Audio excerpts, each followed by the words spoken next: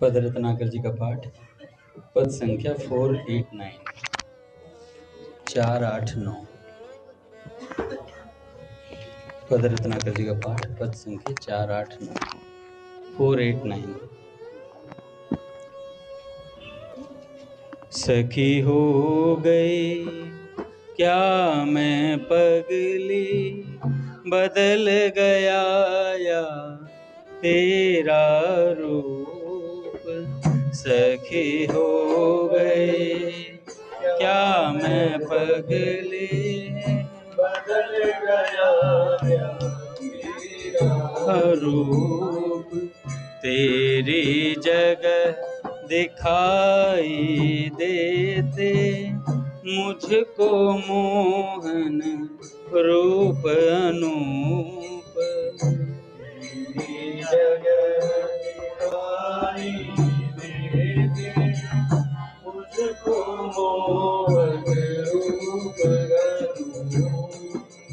ऊपर नीचे दाएं बाएं जिधर फिराती हूँ मैं नैन।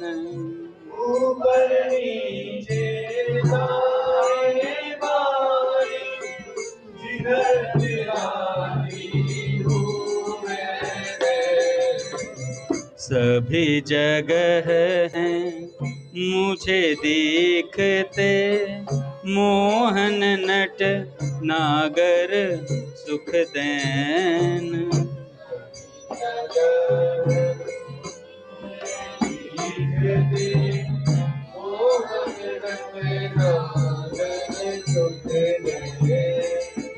कानों से भी मुझे सुनाई देती मधु मुरली की तान।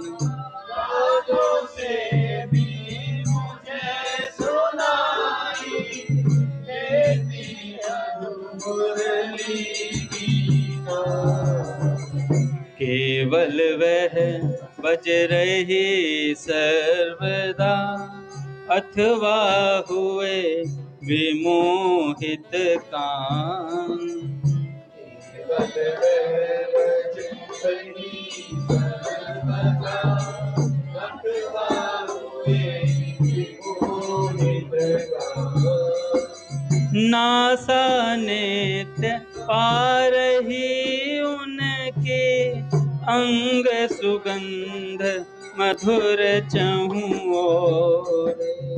नासा नित्य पा रही उनकी अंग सुगंध मधुर चहु ओर।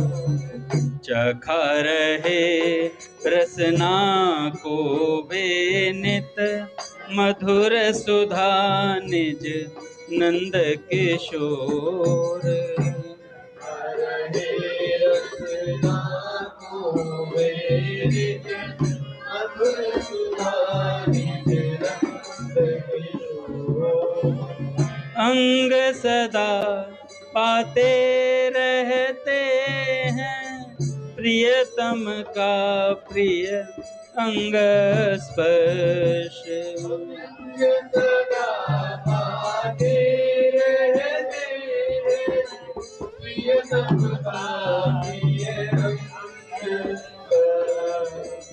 जीभ सदा गाती है उनके नाम गुणों का हे उत्कर्ष।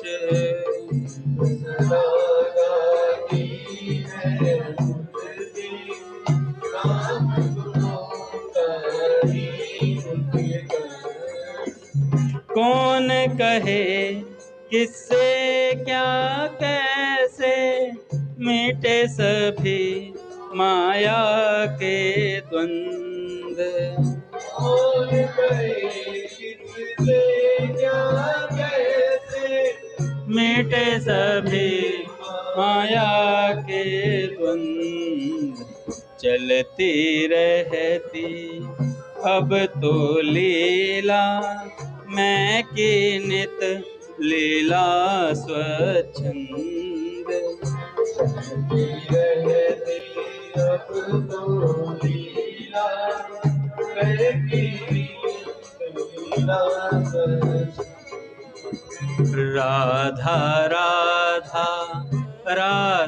राधा राधा राधा राधा।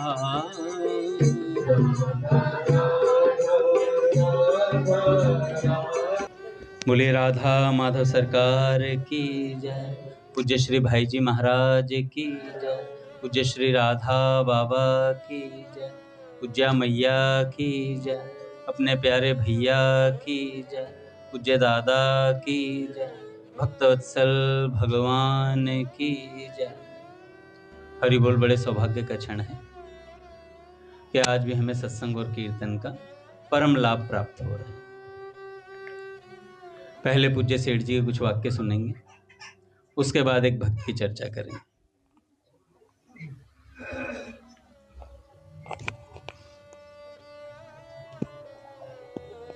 सेठ जी कहते हैं, बात है सन 1932 की। नारद महाराज 1932 सायकाल वट वृक्ष स्वर्ग आश्रम। सेठ जी कहते हैं, इतने दिनों में बहुत सी बातें कही गई। शेष में ऋषिकेश के इस सत्र के अंतिम दिन कुछ बातें प्रधान बताई गई। तो सेठ जी कहते हैं, उन बातों में से कुछ मुख्य बातें थी। पहली बात, सेठ जी कहते हैं, जीवों की सेवा करनी और उनको सुख पहुंचाना चाहिए। दूसरा, सेठ जी ने कहा, परमात्मा को हर समय याद रखना चाहिए। सेठ जी कहते हैं, जीवों की सेवा और उनको सुख पहुंचाना और परमात्मा को हर समय याद रखना, दोनों में से एक बात को धारण करने से सब बातें स्वतः आ जाएंगी। वैराग्यवान पुरुषों का संग करना चाहिए। हर समय उद्यमशील होना चाहिए। 5 मिनट भी व्यर्थ नहीं बिताना चाहिए। या तो सेवा में रहे या परमात्मा के चिंतन में रहे, दो बात होनी चाहिए। व्यर्थ बात करने का अवसर ही नहीं है सज्जनों। समय परमार्थ के काम में लगाएं। जिस काम में न स्वार्थ हो न परमार्थ हो, ऐसे काम के तो निकट ही न जाएं। मनुष्य को 3 प्रकार की कमाई करनी चाहिए, सेठ जी कहते हैं। पहला, मन से भजन ध्यान। दूसरा, वाणी के द्वारा सत्य वचन, प्रिय वचन और नाम जप। तीसरा, सेठ जी कहते हैं, शरीर के द्वारा परोपकार। ये बातें खूब काम की हैं। जो काम में लाए उसकी आत्मा का शीघ्र ही उद्धार हो जाए। यह शास्त्रों का निचोड़ है। यह सब बातों का सार है। मनुष्य को सहनशील बनना चाहिए। भारी से भारी आपत्तियों को हर्ष के साथ सहना चाहिए। संकट सहने से मनुष्य धैर्यवान बनता है। कल एक बात बताई थी कि समय किस तरह बिताना चाहिए। सेठ जी कहते हैं, पहला, इस ऋषिकेश के दृश्य को याद कर लो और भगवान से कहें, हे प्रभु, हे दीनबंधु, आपकी प्रेम भक्ति में इस तरह समय बिताने के दिन फिर कब आएंगे, है ना। ऐसे आप यहां नारदी निकुंज के समय को याद कर लो। फिर ऐसा सत्संग का अवसर दोबारा नहीं आएगा, क्योंकि आज का दिन गया सो गया। स्वामी जी कहते हैं, गई सो गई, अब राख रही। तो बच गई है, उसमें भगवान का भजन करना चाहिए। तो इस दृश्य को याद कर लो।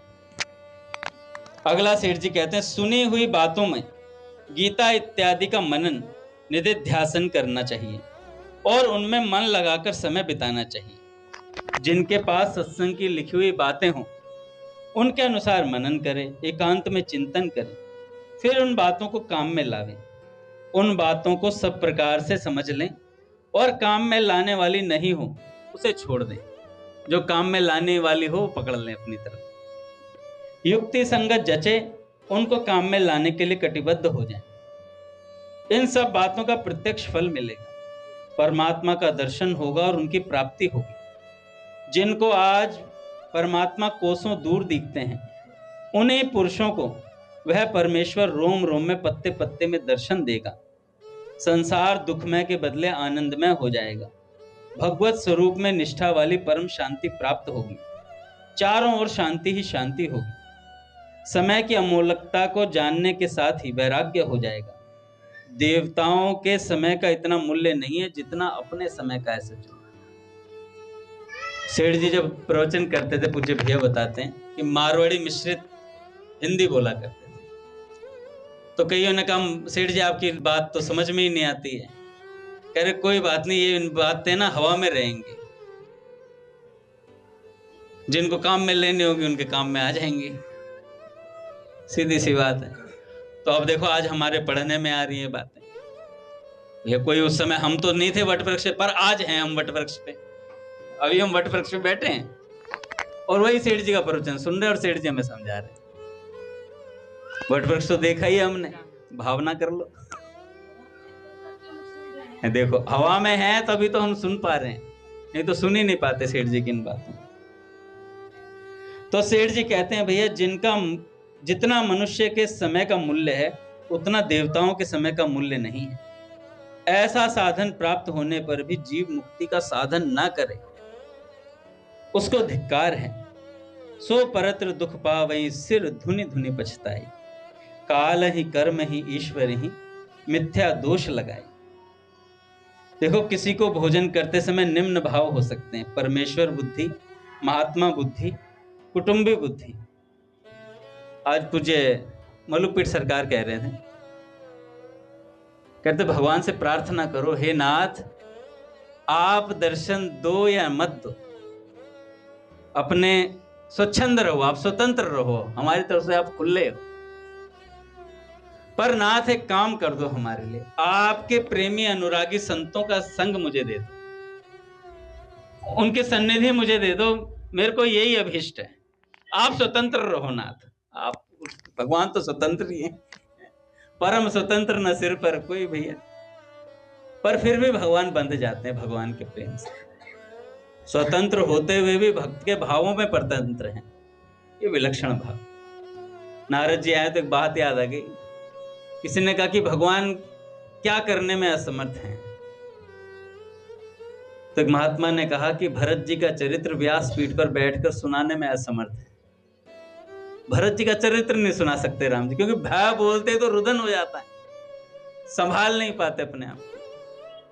नारद जी आए इसलिए याद आई मुझे बात, क्योंकि नारद जी ने हमें एक कमरे में बैठ के भरत चरित्र सुनाया था। माई अपने नारद जी, बुआ जी नारद जी अपने, इन्होंने जब भैया कोने पे रहते थे वहां पर, याद है आपको, कमरे में बैठ के भरत चरित्र सुनाया था।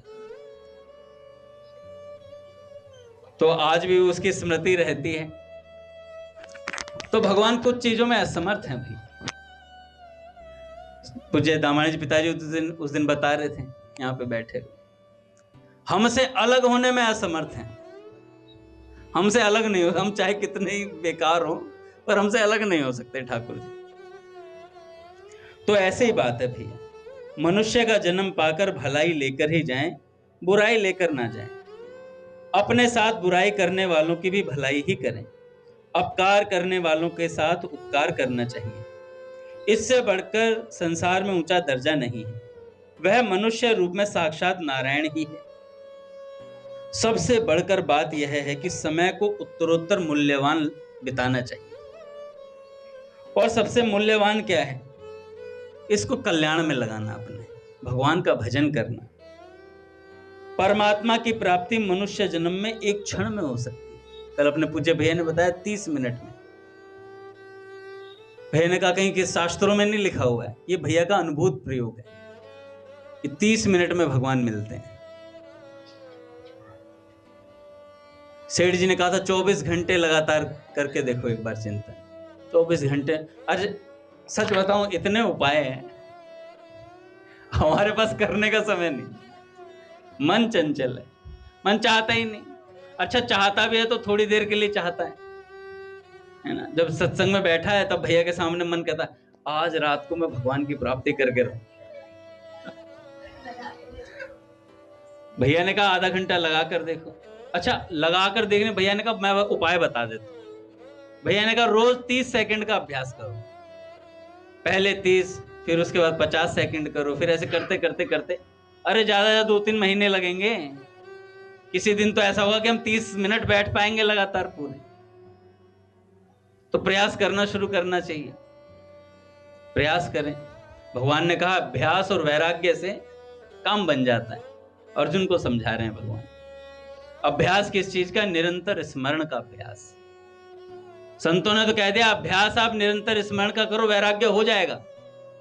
जितना जितना चिंतन, बाबा कहते हैं आस्तिकता की आधारशिला में, जितना जितना भगवान को भरते जाओगे उतना उतना संसार निकलता चला जाएगा, उतने उतने संसार से रिक्त होते चले जाओ, जितना जितना परमात्मा को भर लोगे।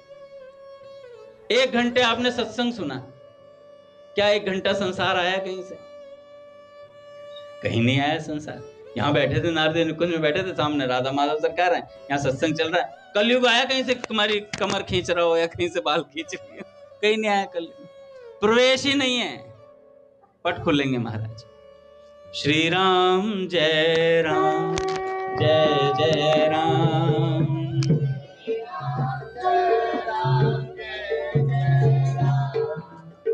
श्री राम जय राम जय जय राम,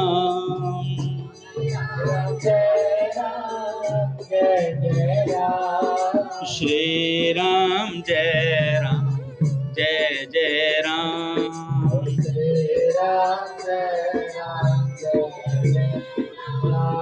जय जय श्यामा जय जय श्याम, जय जय श्यामा जय जय श्याम, जय जय श्री वृंदावन धाम, जय जय श्री वृंदावन धाम, जय बरसाना जय नंदगांव, जय बरसाना जय नंदगांव, पावन राधे तेरो नाम, पावन राधे तेरो नाम।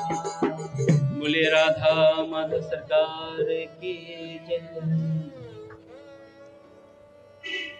तो भैया जितनी देर सत्संग सुनते हैं उतनी देर कलयुग परेशान नहीं करता। एक संत हुए दुर्लभ दास जी महाराज, और शायद गोविंद कुंड पे रहकर एक महात्मा के सानिध्य में रहकर, अपने गुरुदेव के सानिध्य में रहकर भजन करते थे।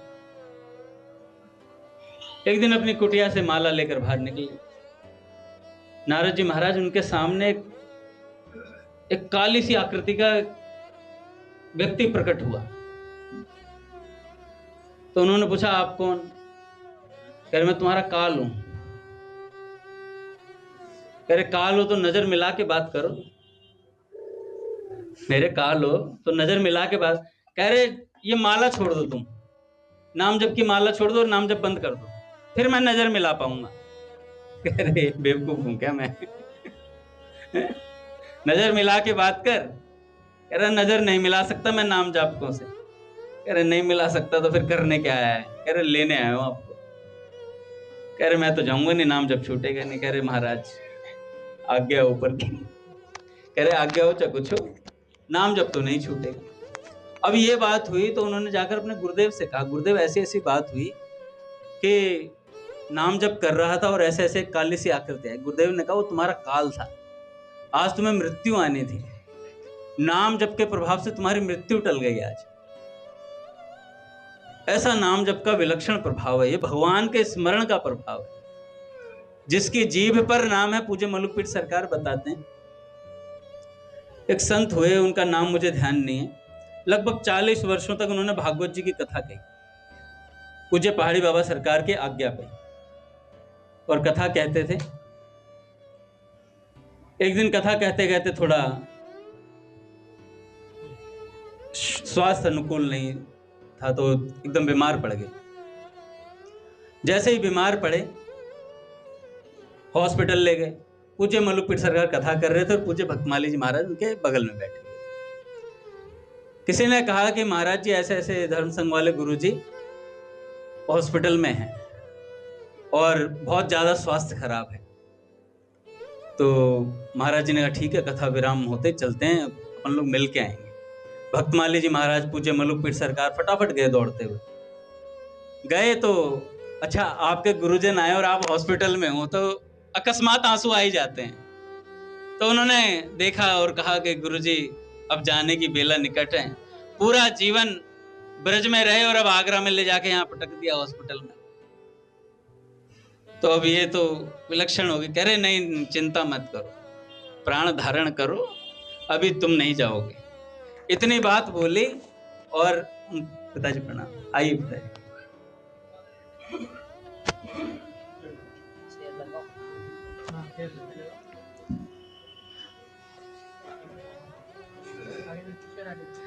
श्री राम जय राम, जय जय राम।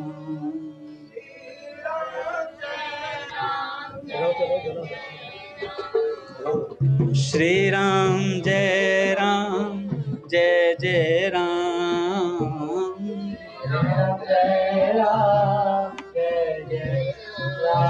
श्री राम जय राम, जय जय राम। श्री राम जय राम, जय राम। बोलिए राधा माधव सरकार की जय, मुझे पिताजी की। अब ये बात कर देता हूँ, उसके बाद पिताजी सुनाएंगे। तो धर्म संघ वाले गुरुजी को उन्होंने, महाराज जी ने बोला, भक्तमाली जी महाराज ने, प्राण धारण करो, अभी प्राण नहीं जाएंगे, अभी और जीना है थोड़ा सा। अब इतनी बात कह के मलुकपीठ सरकार और पूज्य भक्तमाली जी अपना वापस आश्रम पे आ गए। आश्रम पे आए तो मलुकपीठ सरकार ने पूछा, महाराज जी पूरा जीवन वृंदावन में बिताया है उन्होंने, गुरुजी ने, और अंत समय में वहां हॉस्पिटल में ले जाके पटक दिया।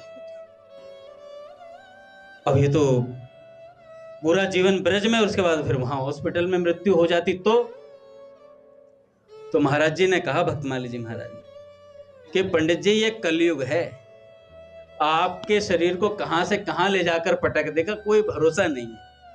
पर अगर जिह्वा पर नाम है तो जहां रहोगे वहीं वृंदावन प्रकट हो जाएगा। अगर जिह्वा पर भगवान का नाम है तो जहां रहोगे वहीं वृंदावन प्रकट हो जाएगा। तो ऐसे ही अपने गोरेदाऊ जी वाले महाराज जी ने एक बार भक्तमाली जी महाराज से, पूज्य पंडित मलुकपीठ सरकार से बोला कि पंडित जी भक्तमाली जी महाराज से कहना, अब शरीर अस्वस्थ रहता है आपका, अब बूढ़े हो गए आप, और अब कथा ना बाहर मत करने जाया करो, वृंदावन से बाहर मत जाया करो।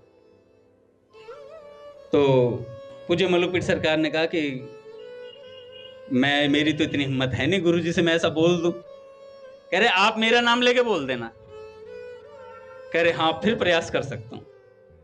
जा करके सुबह सुबह पूज्य भक्तमाली जी महाराज अपना राम राम राम लिख रहे थे, और लिखते लिखते मलुकपीठ सरकार ने बोला, गुरुजी वो गोरेदाऊ जी वाले महाराज जी बोल रहे थे कि वृंदावन से बाहर अब कथा करने मत जाया करो, शरीर अस्वस्थ रहता है, अगर बाहर प्राण छूट गए तो कुछ हो जाएगा, गड़बड़ हो जाएगी। अब इतना बोला तो उन्होंने कहा कि पंडित जी क्या हो जाएगा अगर धाम से बाहर चले जाएंगे, ज्यादा से ज्यादा ये शरीर छूट जाएगा, ये श्री विग्रह सदा के लिए चला जाएगा। पर पंडित जी एक बात ध्यान रखना, जहां शरीर छूटेगा ना वहीं वृंदावन प्रकट हो जाएगा, जहां शरीर छूटेगा वहीं वृंदावन प्रकट हो जाएगा। उन्होंने कहा मुख्यतः इस बात की नहीं है कि शरीर कहां छूट रहा है कहां नहीं छूट रहा, मन आपका कहां है। पूज्य बाबा कहते हैं प्रेम सत्संग सुधा माला के पहले मन के में, आपका मन जहां है आप वहीं हो। अगर आपका मन कलकत्ते की दुकान पे तो आप कलकत्ते में हो भैया, और आपका मन यहाँ है तो आप फिर यहाँ हो। अपने राधा चरण दास बाबा हुए ब्रज के भक्त में आखिरी चरित्र है, और उनको अंत समय में वो वहां कलकत्ते चले गए पिताजी, और गए तो वहां पर जाके तबीयत खराब हो गई, पेट में दर्द हो गया। रात्रि में हॉस्पिटल में नर्स ने, डॉक्टर ने देखा कि बाबा क्या हुआ, तो पेट पे हाथ लगा, कह रहे इनके तो प्राण निकलेंगे सुबह तक खत्म है। अब इतनी पीड़ा हुई उन्हें इस बात की कि डॉक्टर ने कह दिया प्राण तुम्हारे कलकत्ता में निकलेंगे। पूरा जीवन लाडली जी बरसाने में रहे और अंत समय में प्राण कलकत्ता में। तो रात्रि में ही प्रार्थना करी श्री जी से, हे लाडली जू, मैंने जीवन भर ढोंग कियो आपके भजन का, पर ढोंग भी कियो तो आपके नाम को कियो, और अब मेरे प्राण यहाँ कलकत्ता में छूटेंगे, ऐसा नहीं होना चाहिए। इतनी बात बोली और महाराज रात्रि में ही ठाकुर जी श्री जी प्रकट हुए और उनके उदर पर ठाकुर जी ने अपनी कन्नी उंगली लगाई, उधर पे पेट पे, और एकदम चकाचक। सुबह डॉक्टर आ रहा है और वो जग में दूध पी रहे हैं। अरे इनके तो पेट में गड़बड़ थी, ये तो सुबह तक खत्म होने वाले थे। कह रहे अब कुछ खत्म होता नहीं, हम ब्रज जा रहे हैं। अब चले गए महाराज ब्रज। तो बात ऐसी है भैया, भगवान हमारी बात रखते हैं और भक्त की तो रखनी ही पड़ती है। राम सदा सेवक रुचि राम।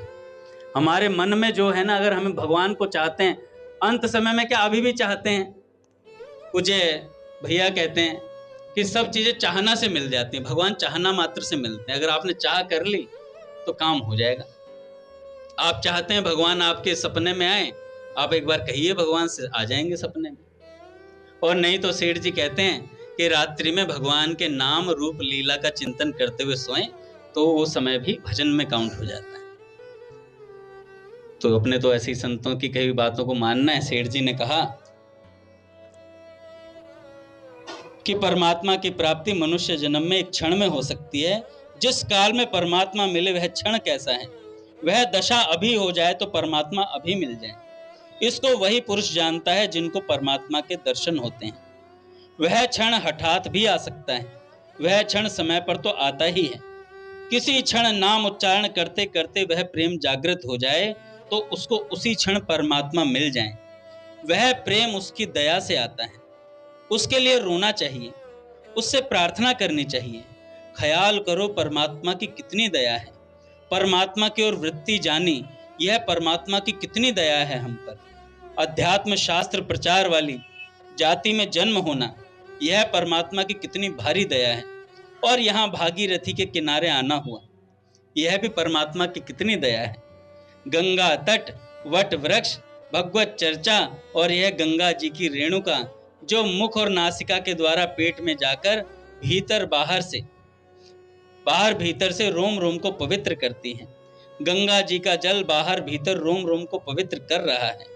ऐसे देश में आकर वैराग्य न हो तो फिर कब होगा। इससे बढ़कर ईश्वर की दया क्या होगी, इससे बढ़कर क्या भाग्य उदय होगा। अगर परमात्मा की प्राप्ति न हो तो फिर क्या कहा जाए। जो न तरे भव सागर नर समाज अस पाई, सो कृत निंदक मंदमति आत्मा हन गति है। ये सेठ जी का आज का प्रवचन था वट वृक्ष का। अब पिताजी से सुनते हैं।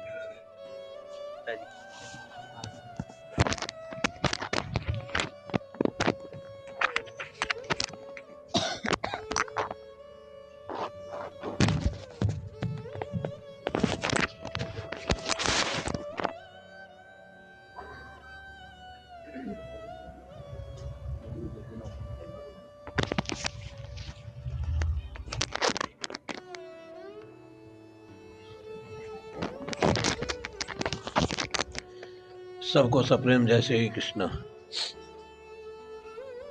देखो भाई कितना सुंदर प्रसंग चल रहा था, उसी प्रसंग को अपने थोड़ा सा आगे बढ़ा लेते हैं। देखो भाई लास्ट बात अपने को मिल चुकी है। क्या मिल चुकी है कि जब महाराज जी का जो अंतिम प्रवचन था ना, उसमें महाराज जी लगभग पूरा 20 मिनट भी नहीं बोले, 20-22 मिनट बोले जो लास्ट प्रवचन था। और उस प्रवचन में महाराज जी ने कम से कम 3 बार ये बात कही कि जहां आप हो वहीं आपके परमात्मा पूरे के पूरे परिपूर्ण। जहां आप हो वहीं आपके परमात्मा। देखो उनके शब्द कितने सुंदर है, आप और आपके परमात्मा। तो महाराज जी की ये बात बहुत प्यारी लगती थी कि महाराज जी कहते भगवान भगवान मत करो, महारा भगवान करो। महारा भगवान, ये भगवान किसी के काम नहीं आता, हमारा भगवान हमारे काम आता। खास बात है, जब तक भगवान में अपनापन नहीं होगा ना, क्यों, किस प्रमाण है कि हम अनादिकाल से उनके अंश हैं। हम भूल गए थे लेकिन वो तो नहीं भूले थे ना कि अंश हमारा ही है, लेकिन हमारे कुछ काम नहीं आए। हम नाना योनियों में भटकते रहे, दुख पाते रहे, थपेड़े खाते रहे। फिर जब ये जन्म आया तो ये ऐसा विचित्र जन्म आया, विशेष जन्म आया कि इसमें अपने जो ठाकुर जी है ना, उन्होंने गेरुआ कपड़ा पहना, गेरुआ कपड़ा पहना और ऐसा वेश बनाया जिसे हम लोग स्वामी जी महाराज कहते हैं। कौन आया था? स्वयं ही तो आए थे। और आकर अपनी पोल खोल दी, मैं कैसा हूं। अपनी पोल अपने मुंह से खोल दी। तो भाई जब अपने को किसी की पोल का पता लग जाए ना, तो उसका पूरा फायदा उठाना चाहिए, फायदा उठा लेना चाहिए। तो इनकी पोल क्या है कि परमात्मा हमें नित्य प्राप्त है। फिर सुन लो, परमात्मा, कौन से परमात्मा? हमारे परमात्मा। हमारे परमात्मा हमें नित्य प्राप्त हैं। क्यों है? क्योंकि कोई ऐसी जगह नहीं है कि जहां वो नहीं है। तो जहां हमें वहां परमात्मा है कि नहीं? तो परमात्मा है तो सही, तो करना क्या है? बोले मानना है कि हमको परमात्मा नित्य प्राप्त है। छोटी सी बात है, किसी ने कहा था कि यार की तस्वीर यहाँ है, नजर झुका कर देख ली। ऐसा किसी ने कहा था ना, नजर झुकाई देख ले। बस अपने को भी इतना ही करना है। उनको तो नजर झुकानी पड़ती है और अपने को नजर डालनी पड़ती है। उनको तो नजर झुकानी पड़ती है और अपने को नजर डालनी पड़ती है, क्योंकि हमारे सामने ही हमारा परमात्मा, वो परमात्मा जो कभी हमसे ओझल ना हो सके, जो कभी हमसे अलग ना हो सके, कभी दूर ना हो सके और कभी ये ना कह सके तू मेरा नहीं। असमर्थ है। सर्वसमर्थ परमात्मा इस बात में असमर्थ है कि वो कह दे तू मेरा नहीं या मैं तेरा नहीं। अब बताओ, इतने ठाड़े, इतने बड़े अनंत कोटि ब्रह्मांड नायक, और वही नहीं कह सकते कि तुम हमारे नहीं, तो हम कैसे कह दें? तो हम भी नहीं कह सकते। लेकिन हमारी करनी में चूक क्या होती है? छोटी छोटी बातों को तो महत्व देते हैं, लेकिन उनके जो संबंध है ना हमारा, उसको महत्व नहीं देते। जब भी कभी कुछ घटना घट जाए ना, तो उसमें उसको महत्व नहीं देना, इस बात को महत्व देना है कि इस समय या उस समय भी हम हैं तो उन्हीं के, उनसे अलग तो हो ही नहीं सकते, क्योंकि वे ही हमसे अलग नहीं हो सकते, तो हम उनसे अलग कैसे हो सकते हैं? तो इसलिए परमात्मा तो हमें नित्य पूरे के पूरे प्राप्त है। तो एक प्रश्न है कि भाई पूरे के पूरे प्राप्त हैं और हमें शांति की खोज है? जब परमात्मा पूरे के पूरे प्राप्त है तो अंधेरा नहीं होना चाहिए, क्योंकि वे प्रकाश स्वरूप है। हमारे अशांति नहीं होनी चाहिए, परम शांत है, पराकाष्ठा। जितने भी विशेषण गुण हो सकते हैं उतने सारे के सारे परमात्मा में हैं ही, लेकिन हम क्या करते, टटोलते रहते हैं कि ये है कि नहीं, हमारे में ये है कि नहीं, और ये यदि नहीं तो हम कैसे मान लें कि परमात्मा। तो इसका महाराज जी ने बहुत सुंदर उत्तर दिया था कि आप ये ऐसे कसौटी मत करो, विपरीत भावना मत करो और संशय भी मत करो। ना तो संशय करो, ना विपरीत भावना करो, और ना अपने में लक्षणों को देखो कि ऐसे लक्षण नहीं तो अब कैसे क्या है। हम जैसे भी हैं, ध्यान से सुन लेना भैया, और अंतिम बात है और प्रथम भी यही है। खास बात यह है कि प्रथम भी यही है और अंतिम भी यही है कि हम जैसे भी हैं हम परमात्मा के हैं, और परमात्मा जैसे भी है वो हमारे हैं। ना तो उनमें कुछ विशेषता देखनी है, ना अपने में कोई न्यूनता देखनी है। महाराज जी के प्रवचन की खास बात यह है कि ना तो अपने में न्यूनता देखनी है, ना परमात्मा में विशेषता देखनी है। आप कैसे हो तो हमारे ही, हम कैसे हैं है तो तुम्हारे। हरि मैं जैसो तैसो तेरो। अच्छे अच्छे संतों ने गाया, अच्छे अच्छे संतों ने, उनके शब्द अलग अलग थे लेकिन भाव एक ही था, हरि मैं जैसो तैसो तेरो। और जब यहां से आवाज निकलती ना, हरि मैं जैसो तैसो तेरो, तो वास्तव में कुछ भी कसौटी लगाने लायक बचता ही नहीं, बचता ही नहीं कुछ। कहां कसौटी लगेगी जब जैसा हूं तैसा हूं, लेकिन हूं तो बार बार इधर जोर लगाना चाहिए। अरे भाई जो नासवान है उनको भी हम अपना अपना करके और मरते जा रहे हैं जबरदस्ती उनके लिए, प्रत्येक क्षण हमें छोड़ते जा रहे हैं और हम उनके पीछे पागल हुए जा रहे हैं। और एक ऐसा जो हमें छोड़ सकता नहीं, छोड़ता नहीं और छोड़ सकता नहीं, तो भैया पढ़ना है तो उसी के पीछे पढ़ो।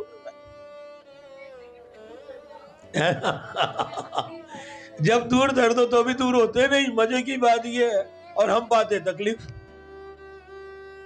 जब हम इनको दूर धर भी देते हैं तो दूर होते नहीं है, हम जबरदस्ती तकलीफ पाते रहते। हमारे प्रभु जी बड़ी अपार कृपा बरस रही जी, बरस रही हमारे प्रभु जी।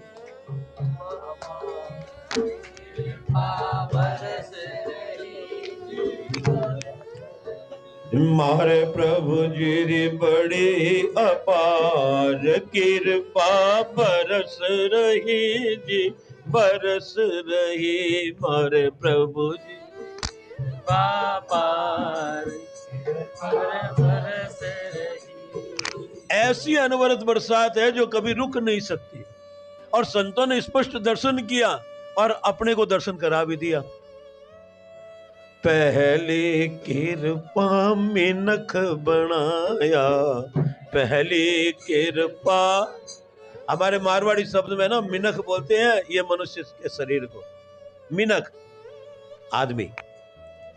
पहली कृपा मिनख बनाया, पहली कृपा। और मनुष्य तो बहुत बने लेकिन उनको सत्संग मिला क्या? और हमारे पर कृपा क्या हुई कि सत्संगत में लाए बैठाया, सत्संगत में